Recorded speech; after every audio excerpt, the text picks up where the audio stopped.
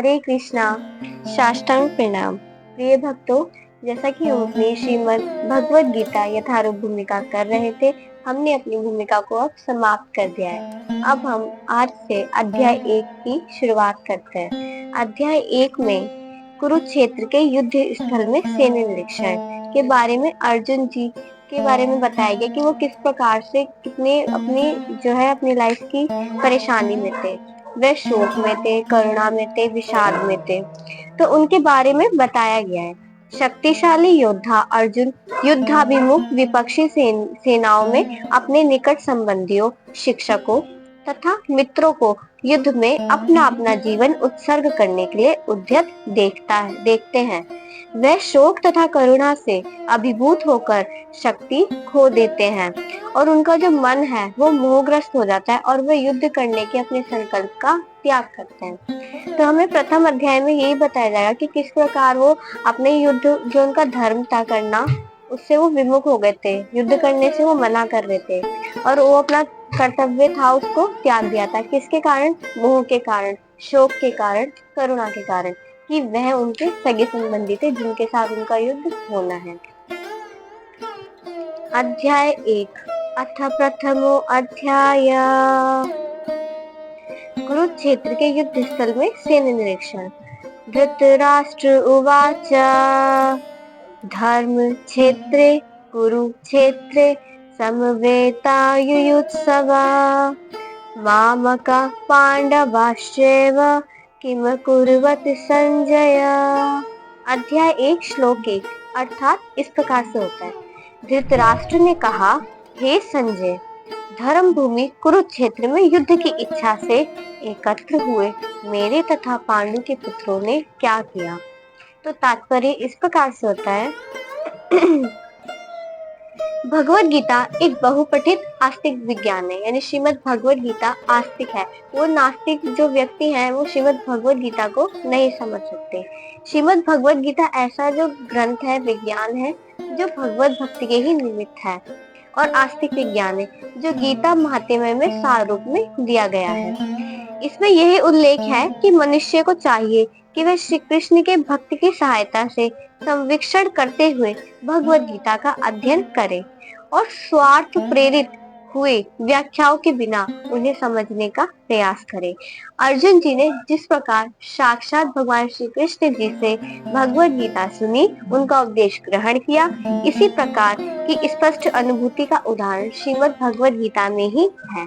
यानी किस प्रकार अर्जुन जी ने श्रीमद् भगवत गीता को स्वीकारा और उन्हें ग्रहण किया, इसका स्पष्ट उदाहरण हमें श्रीमद् भगवत गीता में मिलता है। और हमें भी अर्जुन जी की तरह ही इसी प्रकार से श्रीमद् भगवत गीता को स्वीकार करना चाहिए और ग्रहण करना चाहिए। यदि उसी गुरु परंपरा से निजी स्वार्थ से प्रेरित हुए बिना किसी को श्रीमद् भगवत गीता समझने का सौभाग्य प्राप्त होता है, तो ये समस्त वैदिक ज्ञान तथा विश्व के सारे समस्त शास्त्रों के अध्ययनों को पीछे छोड़ देता है।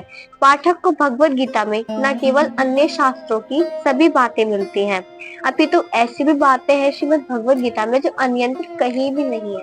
यानी हम पाठक जो भी हम अध्ययन करते हैं श्रीमद् भगवत गीता का, हमें विश्व की सारी जितनी भी बातें हैं, जितनी भी शास्त्र है और हमारे वैदिक शास्त्र में सबकी बातें श्रीमद् भगवत गीता में दी हुई है। परंतु श्रीमद् भगवत गीता में ऐसी रहस्यमय बातें भी हैं जो अन्यत्र कहीं भी नहीं है, वो हमारी श्रीमद् भगवत गीता में ही है।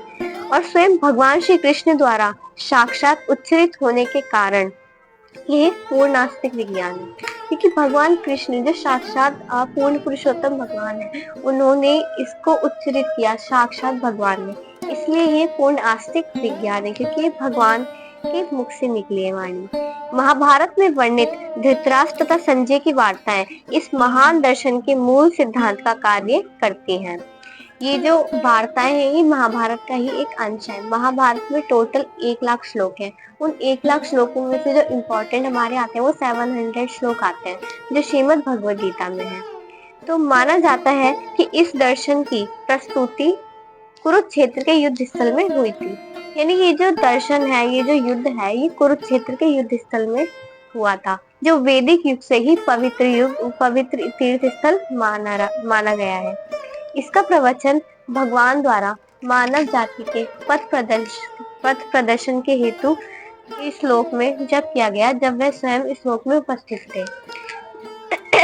यानी भगवान श्री कृष्ण जी ने श्रीमद् भगवत गीता का जो प्रवचन है वो हम मानव जाति के पथ प्रदर्शन के लिए किया था, और वो जब किया था जब वो स्वयं इस श्लोक में उपस्थित थे। धर्म क्षेत्र जो शब्द है वो सार्थक है, क्योंकि कुरुक्षेत्र के युद्ध स्थल में अर्जुन के पक्ष में स्वयं श्री भगवान स्वयं उपस्थित थे। कौरवों के जो पिता थे वो धृतराष्ट्र थे। धृतराष्ट्र अपने पुत्रों की विजय की संभावना के विषय में अत्यंत संदिग्ध था। अतः जो धृतराष्ट्र है जिन्होंने शुरू में अपने संजय सचिव जी से पूछा, तो वो बहुत संदिग्ध थे अपने पुत्रों के विषय में जानने के लिए। अतः इसी संदेह के कारण उन्होंने अपने सचिव संजय से पूछा कि उन्होंने क्या किया युद्ध भूमि में। वे आश्वस्त तो थे ही कि उनके जो पुत्र हैं, धृतराष्ट्र जी के जो पुत्र हैं, उनके छोटे भाई पांडु पुत्रों से कुरुक्षेत्र की युद्ध भूमि में निर्णायक संग्राम के लिए ही एकत्र हुए हैं। यानी वो इस बात से तो उनको पूरा पूरा बिलीव था कि वो उस जो पांडु पुत्र यानी उनके जो छोटे भाई हैं धृतराष्ट्र जी के, उनके साथ वो कोई निर्णायक कोई किसी प्रकार का समझौता नहीं करने गए, वो वहां पे संग्राम के लिए ही एकत्र हुए हैं। फिर भी उनकी जिज्ञासा सार्थक है। वह ये नहीं चाहते थे कि इन दोनों भाइयों में किसी भी प्रकार का समझौता हो। धृतराष्ट्र स्वयं खुद ही नहीं चाहते थे कि इन दोनों भाई में किसी भी प्रकार का समझौता हो। अतः वह युद्ध भूमि में अपने पुत्रों की नियति, भाग्य, भावी के विषय में आश्वस्त होना चाह रहे थे, क्योंकि इस युद्ध को कुरुक्षेत्र में लड़ा जाना था, जिसका उल्लेख वेदों में स्वर्ग के निवासियों के लिए भी तीर्थ स्थल के रूप में किया गया है। अतः अत्यंत भयभीत था। धृतराष्ट्र जो थे वो अत्यंत ही भयभीत थे, क्योंकि इस पवित्र स्थल के परिणाम पर न जाने कैसा प्रभाव पड़े। उन्हें भली भांति ज्ञान था कि इसका जो परिणाम है वो अर्जुन तथा पांडु पुत्रों में बड़ा ही अनुकूल पड़ेगा, यानी उल्टा परिणाम पड़ेगा अर्जुन जी पे और पांचों पांडव पे, क्योंकि स्वभाव से ही वे सभी पूर्णात्माएं थे तथा पवित्र थे। और संजय श्री व्यास जी के शिष्य थे, जो उनकी कृपा से उन्हें दिव्य दृष्टि प्राप्त हुई थी, तो वो धृतराष्ट्र के कक्ष में बैठे बैठे ये बता सकते थे कि जो युद्ध भूमि है कुरुक्षेत्र की उधर क्या हो रहा है। इसलिए जो धृतराष्ट्र है वो अपने सचिव संजय जी से पूछ रहे हैं कि युद्ध भूमि में क्या हो रहा है, उन्होंने क्या किया, मेरे तथा पांडु के पुत्रों ने क्या किया, उनकी जिज्ञासा थी। तो धृतराष्ट्र ने उनसे युद्ध स्थल की स्थिति के बारे में पूछा। पांडव तथा धृतराष्ट्र के पुत्र दोनों ही एक वंश से संबंधित है, यानी पांडव तथा धृतराष्ट्र दोनों ही एक वंश से संबंधित थे, परंतु यहाँ पर धृतराष्ट्र के वाक्यों से उसके मनोभाव प्रकट होते हैं। उन्होंने जानबूझकर अपने पुत्रों को कुरु कहा तथा पांडु के पुत्रों को पांडु कहा, और वंश के उत्तराधिकार से बिल्कुल ही विलग कर दिया पांडु पुत्रों को, क्योंकि दोनों एक ही वंश से संबंधित है, परंतु उन्होंने जानबूझकर उन्हें पांडु के पुत्र कहा और अपने पुत्र को कुरु कहा।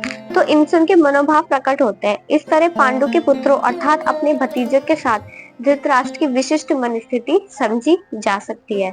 जिस प्रकार धान के खेत से अवांछित पौधों को उखाड़ दिया जाता है, उसी प्रकार इस कथा के प्रारंभ से ये आशा की जा सकती है कि जहाँ धर्म के पिता भगवान श्री कृष्ण उपस्थित हो, वहाँ कुरुक्षेत्र रूपी खेत में दुर्योधन आदि धृतराष्ट्र के पुत्र रूपी अवांछित पौधों को समूल नष्ट करके युधिष्ठिर आदि नितांत धार्मिक पुरुषों की स्थापना की जाएगी। यहाँ धर्म क्षेत्र तथा कुरुक्षेत्र शब्दों की उनकी ऐतिहासिक तथा वैदिक महत्ता के अतिरिक्त यही सार्थकता है। इस प्रकार हमारा श्रीमद् भगवद गीता यथारूप श्लोक 1 कंप्लीट हुआ। अब हम श्लोक 2 के बारे में जानते हैं। संजय उवाच दृष्ट्वा तु पाण्डवानीकं व्यूढं दुर्योधनस्तदा आचार्य मुपसंगम्य राजा वचन ब्रवीता। अध्याय 1 श्लोक 2। संजय ने कहा, संजय जी अब धृतराष्ट्र से कह रहे हैं। संजय ने कहा, हे राजन, पांडु पुत्रों द्वारा सेना की व्यूह रचना को देखकर राजा दुर्योधन अपने गुरु के पास गए और उन्होंने ये शब्द कहे। तो तात्पर्य इस प्रकार से होता है कि धृतराष्ट्र जो थे वो जन्म से ही नेत्रहीन थे और दुर्भाग्यवश जो आध्यात्मिक दृष्टि है वे उससे भी वंचित रहे। वे ये भी जानते थे कि उन्हीं के समान उनके पुत्र भी धर्म के मामले में बहुत कच्चे हैं, बहुत अंधे हैं और उन्हें विश्वास था कि पांडवों के साथ वे कभी भी समझौता नहीं कर पाएंगे, क्योंकि पांचों पांडव तो जन्म से ही पवित्र थे और जो सारे कौरव थे उनकी राक्षसी प्रवृत्ति थी बिल्कुल ही। फिर भी उसे उन्हें तीर्थ स्थान के प्रभाव के विषय में संदेह था, डाउट था, इसलिए वे संजय से युद्ध भूमि की स्थिति के विषय में प्रश्न करते हैं और उनके जो प्रश्न का मंतव्य को संजय जी समझ जाते हैं कि संजय जी कहते हैं, इसलिए संजय युद्ध भूमि की स्थिति के विषय में उनके प्रश्न के मंतव्य को समझ गए। अतः वे निराश राजा को प्रोत्साहित करना चाह रहे थे। वो जो राजा जो धृतराष्ट्र है उन्हें प्रोत्साहित करना चाह रहे थे क्योंकि वो निराश था धृतराष्ट्र। उन्होंने उसे आश्वासन दिलाया कि उनके पुत्र पवित्र स्थान के प्रभाव में आकर किसी भी प्रकार का समझौता नहीं करेंगे। जो पांडव हैं और कुरु हैं वो एक साथ समझौता नहीं करेंगे, कुरु पांडवों के साथ कभी भी समझौता नहीं करेंगे। वो उनको आश्वस्त दिला रहे संजय जी धृतराष्ट्र को। उसने राजा को बताया कि उनका पुत्र दुर्योधन पांडवों की सेना को देखकर, यानी दुर्योधन पांडवों की सेना की व्यूह रचना को देखकर अपने सेनापति तथा अपने गुरु द्रोणाचार्य जी को वास्तविक स्थिति से अवगत कराने गए। यद्यपि दुर्योधन को राजा कहकर संबोधित किया गया है, तो भी स्थिति की गंभीरता के कारण उसे सेनापति के पास जाना पड़ा। अतएव दुर्योधन राजनीतिक के बनने के लिए सर्वथा उपयुक्त था, किंतु जब उसने पांडवों की व्यूह रचना देखी तो उनके कूटनीतिक व्यवहार उसका भय छुपा न सका, क्योंकि वो अपने गुरु के पास गए जो उनके सेनापति भी थे। वो वास्तविक स्थिति से अवगत कराने गए कि किस प्रकार से उनकी विपक्षी सेनाओं यानी जो पांडवों की सेना है उन्होंने किस प्रकार से उसकी व्यूह रचना की है, पांडु पुत्रों ने सेनाओं की व्यूह रचना किस प्रकार से की है। और वो राजा जो दुर्योधन है वो अपने गुरु यानी द्रोणाचार्य जी के पास जाके उस जो स्थिति है उसका उन्होंने वहां पे जाके उनको अवगत कराया कि किस प्रकार से ये स्थिति बन गई है वहां पे। हरे कृष्णा। हमने आज श्रीमद् भगवद गीता यथारूप अध्याय 1 का श्लोक 1 और 2 जाना तात्पर्य के साथ। इस प्रकार से आज हमारा अध्याय 1 श्लोक 1 और 2 हमने विस्तार पूर्वक जाना। हम अपना अध्याय 1 यहीं से समाप्त करते हैं।